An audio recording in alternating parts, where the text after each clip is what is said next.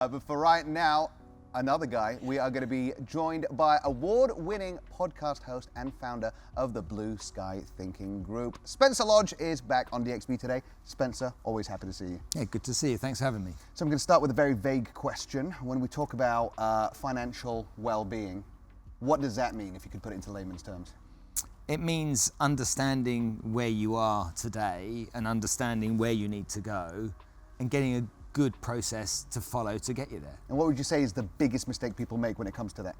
The amount of attention they give to things that are irrelevant and the amount of attention they don't give to things that are relevant, such as learning about finances. So we were speaking earlier, just before you joined us, about how really essentially you're here to turn Ahmed into a crypto bro. Yes. So Definitely, that's the Am I now? how do we make that happen? No, seriously, like, is crypto still a thing? And I know that sounds, is that weird to say? Well, traditionally we have 5 asset classes, and Okay. now we have 6. No. And so it's a thing. It's a thing. If the companies like BlackRock Yeah. put together a fund that you can invest in cryptocurrency, and there's $50 billion in it. And it hasn't topped out at this $100,000 mark that everyone said was going to happen. It's gone past it. It's 108,000 right now. Wow. Okay, crypto bro, you are. Yeah, I just wanted to ask, like, if someone wanted to venture into this world and doesn't know where to start and how to do it, what are some of the tips that you can give it to someone like me? But there's 2 things you can do. One is you can pay somebody to teach you. The other one is you can do what's free, is you can go to YouTube and you can start watching videos and learning about it step by step.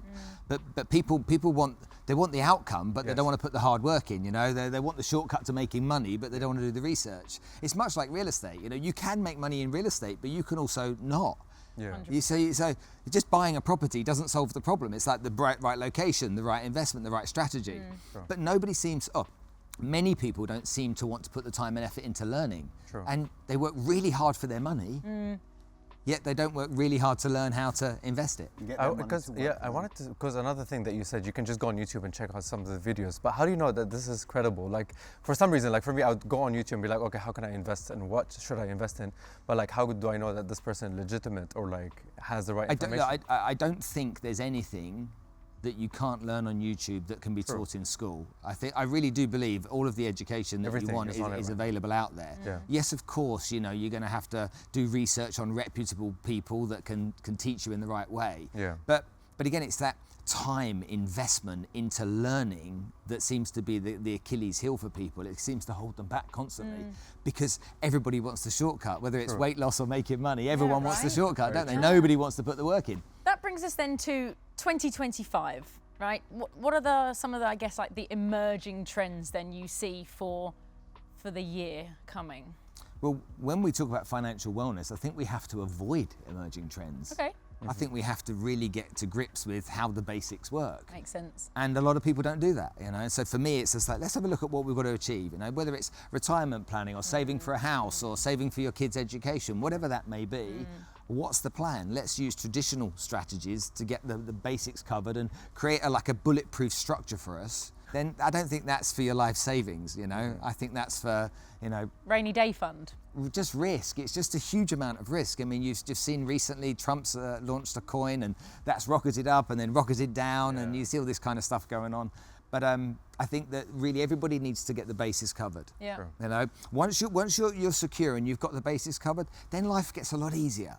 So let's talk about some practical advice. If we've got a viewer right now who, you know, they have a decent salary, they've got a house loan and a car loan, but they're in debt and they say, oh, I don't have enough money saved up to start investing. What would you say to them? What would be the first step? So the first step everyone needs to have is an emergency fund. So we're all living here in the UAE. Yeah. Okay, what's the emergency fund got to cover? It's probably got to cover 3 to 6 months worth of expenses if you lose your job.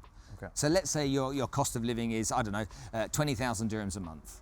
Well, we've got to make sure that we've got enough money to cover 20,000 times 6 months. Okay, once we've got that put together, that's got to go into an account, not to be touched, as an emergency fund. So that's your first thing. Second thing, you look at your debts.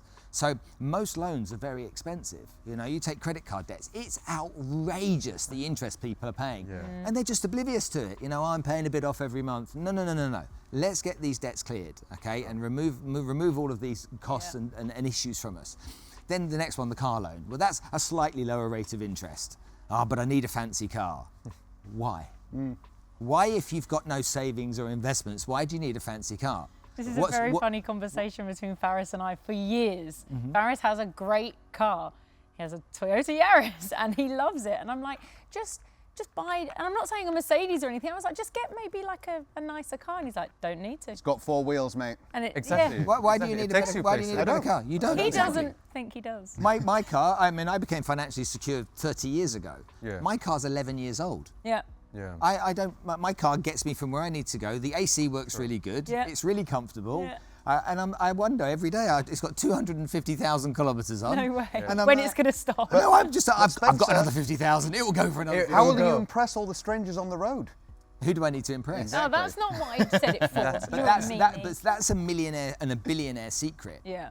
A millionaire and a billionaire secret is not to give a hoot Yeah. about what other people think. True. And if you can master that, that's a surefire way to becoming very wealthy. And I guess you have to admit that social media has made that so tough for so many people. It's a constant, you know, as we would say, keeping up with the Joneses. You're seeing people, oh, they've got that, they've got that. It's like, you don't know anything. Yeah. It's not real. It's not real. It's true. But it's not just that. If we take social media, we feed ourselves more of the same, don't we? Yeah. So if we're pursuing the guys driving around with the bling watches and and the fancy cars, we'll just get more of that, won't Yeah. we? True. Yeah. And so if we start researching stuff on financial knowledge, wellness, and understanding how to invest money, we'll get more of that. Yeah. And so we have to start leaning into where our casual minds tend to head. That's very true. Well, Spencer, we still have a lot to talk about in regards to financial stability. But next up, we'll be finding out how to create a legacy of financial stability. Stay with us.